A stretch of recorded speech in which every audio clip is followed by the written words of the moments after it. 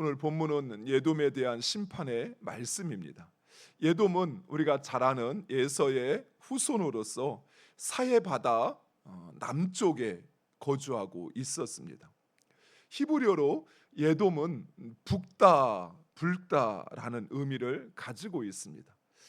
예돔이 이렇게 불려진 데는 예서가 야곱으로부터 팥죽, 즉 붉은 죽 한 그릇에 장자의 명분을 팔았던 것에 유래하였다 하기도 하고, 이 예돔 족속이 거주하는 그곳이 바로 붉은 사암으로 이루어진 곳이었기에 예돔이라 불렸다 하기도 합니다. 우리 가끔 중동 지방의 페트라라고 하는 그 협곡, 아주 좁은 협곡에 붉은 바위와 이 그 계곡이 있는 그 모습을 텔레비전이나 또 이런 그 자료를 통해서 볼 수 있는데, 예돔이 바로 그곳에 살았던 것입니다. 실제로 예돔 족속은 이 붉은 사암으로 이루어진 협곡, 아주 험준한 곳에 오늘 본문에서 말씀하는 것처럼 바위 틈에 살았다고 할 만큼 그렇게 아주 험준한 곳에 살았기에 점령하기가 쉽지 않았습니다.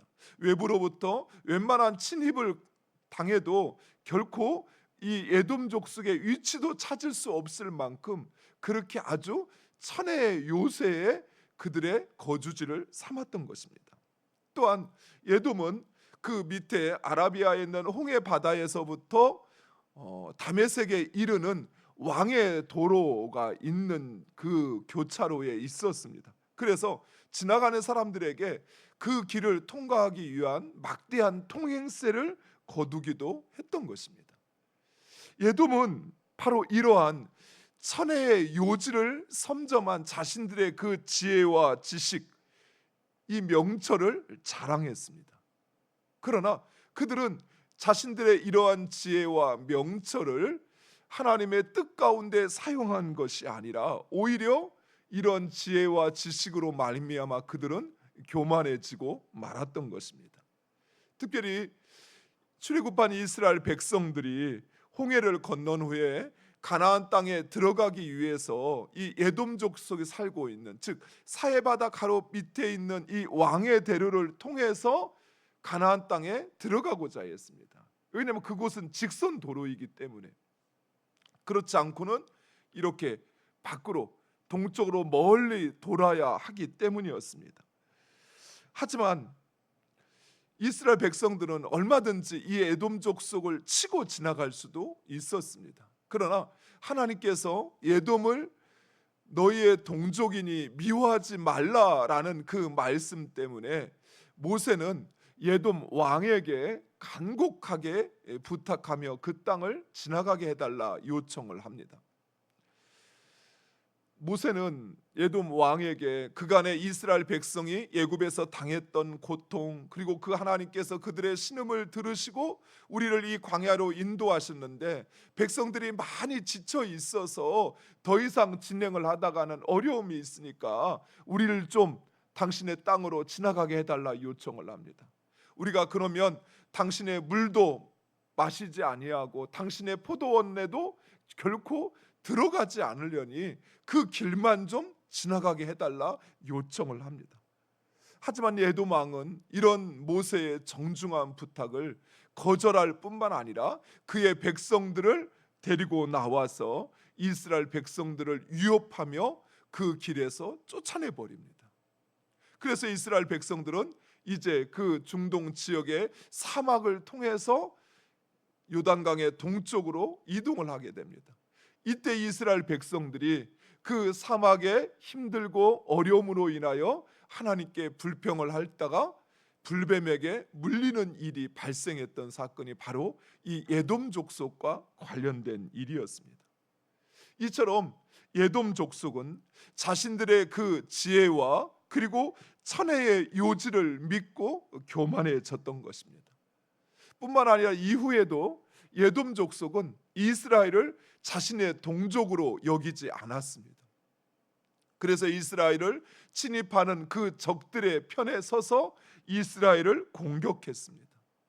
이러한 에돔은 결국 다윗 왕에 의해서 패하게 되고 이제 이스라엘의 속국이 되어집니다.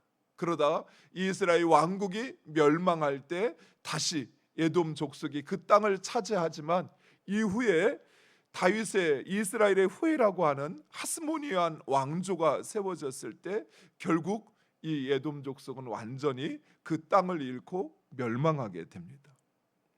오늘 본문의 하나님은 이러한 에돔의 교만함과 무정함, 무자비함을 심판하신다라고 말씀하고 있습니다.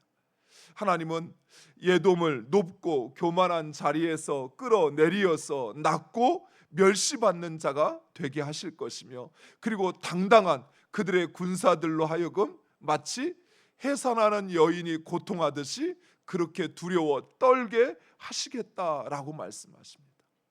하지만 이런 하나님의 심판에도 에돔에 그렇게 자랑하던 지혜, 그 바위 틈에 자신의 거주지를 만들고 또 왕의 대로를 선점한 그들의 그 지식은 이런 하나님의 심판에 대하여 그 어떤 대책도 제시하지 못하고 아무짝에도 쓸모가 없게 된다라고 말씀하십니다. 사랑하는 성도 여러분, 하나님을 인정하지 않는 자의 지혜는 오히려 그 멸망을 가속화할 뿐이라는 사실입니다.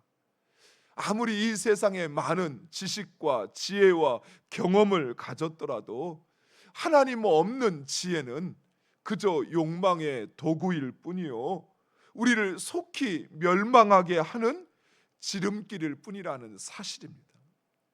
사랑하는 성도 여러분, 진정한 지혜, 우리를 그 멸망의 위기 가운데서 구원할 수 있는 참 지혜는 세상의 주관자이신 하나님을 경외하는 것입니다.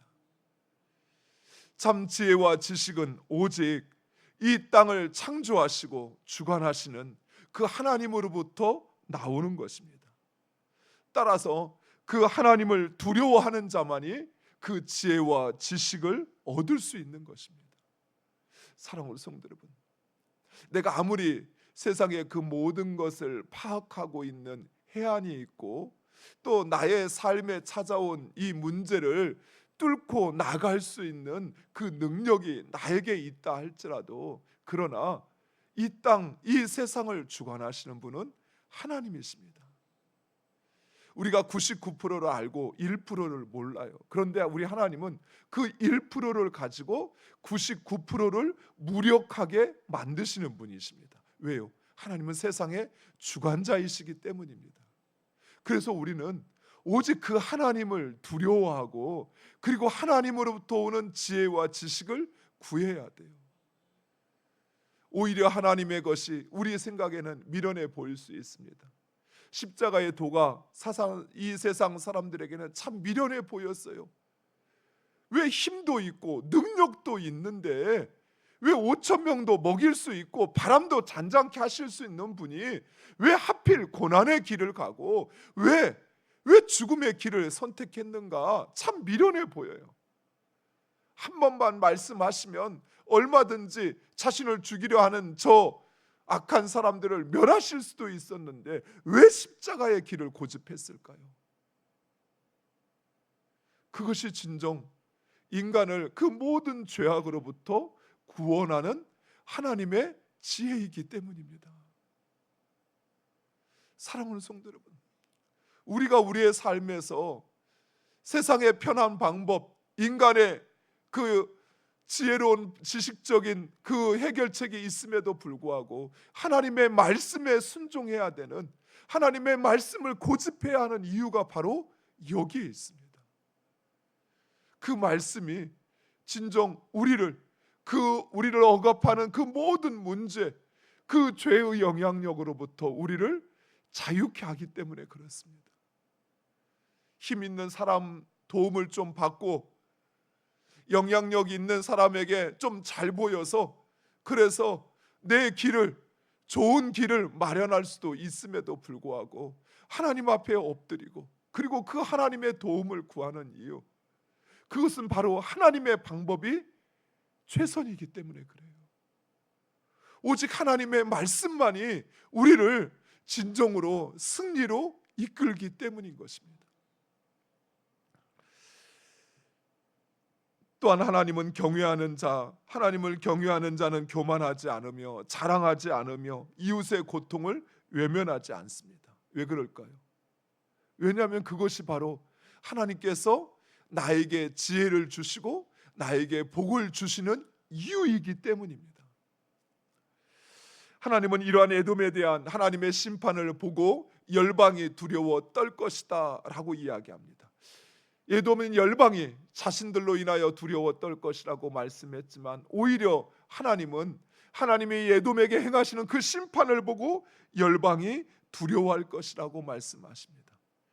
그들의 철저한 파괴와 재앙을 보고 열방은 그들을 끌어내리시고 낮추시는 하나님을 두려워하게 될 것이다 말씀합니다. 사랑하는 성도 여러분, 우리는 결코 우리의 위치나 또는 우리의 가진 것으로 인하여 교만해져서는 안 됩니다. 왜냐하면 우리를 그 위치에 세우시고 우리에게 그 소유를 허락하신 하나님의 뜻, 그것은 우리로 그것을 자랑하라고 하거나 또는 그것을 가지고 다른 사람 위에 군림하라는 것이 아니라 오히려 그것을 통해서 낮고 가난하고 천한 이들을 돌아보고 나누라는 하나님의 뜻입니다. 그들을 보호하고 그들을 지키기 위하여 하나님은 나를 그 위치에 세우신 것입니다. 하나님은 나에게 그 모든 것을 허락하신 것입니다. 하나님은 이러한 심판 후에 택한 자를 세우시어 독수리 날개 아래 품으시겠다고 말씀하십니다. 오늘 본문을 보면 하나님은 참 비유적으로 역설적으로 말하는데 에돔은 자신들이 마치 독수리가 저 높은 곳에 그 둥지를 틀어 깃들이듯이 자신들은 안전하다 생각을 했는데 오히려 참 독수리는 그 지형이 아니라 하나님이시라는 것이. 그래서 하나님의 날개 아래 하나님께서 품으신다라고 말씀하시는데 하나님께서 교만한 자들을 심판하시는 이유는 단지 교만한 자들에 대한 징계가 아니라 그 교만한 자들로 인하여 고통당하는 자들, 즉 겸손한 자들을 보호하시기 위한 조치라는 것입니다. 그래서 하나님은 아무도 보호하지 않고 버려진 고아와 과부들, 그들을 보호하실 것이라 말씀하고 있습니다. 그들은 교만한 자들에 의해서 자신의 그 생계 수단을 다 빼앗기고 고통당하는 자들로서 하나님께서 그들의 신음소리를 들으시고 교만한 자를 그 자리에서 끌어내리시고 낮추시겠다 말씀하시는 것입니다. 이처럼 우리 하나님은 우리의 아픔과 우리의 고통과 우리의 억울함을 신원하시는 하나님이십니다. 이스라엘 백성들이 고통 가운데 있을 때 애굽으로부터 400년 동안 그들이 핍박당할 때 하나님께서 그들의 고통 소리를 들으시고 그들을 신원하신 것처럼 이처럼 하나님은 우리가 언제 어디에 있든지 우리 모든 것을 알고 계실 뿐만 아니라 우리가 당하는 그 억울함 또 우리의 삶에서 당하는 우리의 그 모든 고통을 하나님은 보고 계세요. 그래서 그것을 반드시 신원하시는 하나님이십니다. 마치 독수리가 그 알들을 날개 아래에 품으시는 것처럼 하나님께서는 우리를 그렇게 품으시어서 우리를 지키시고 보호하시는 하나님이심을 믿으시기 바랍니다. 사랑하는 성도 여러분, 하나님은 언제나 우리 편에 서셔서 우리를 보호하시며 그리고 또한 우리에게 고통을 안겨주는 그 악인들을 징벌하시는, 그래서 우리의 원한을 풀어주시는 하나님이십니다. 오직 그 하나님을 의지하고 그 하나님의 말씀을 따라 사는 진정 지혜로운 하나님의 백성으로 사는 우리 모두가 되기를 간절히 축원드립니다. 기도하겠습니다. 아버지 하나님,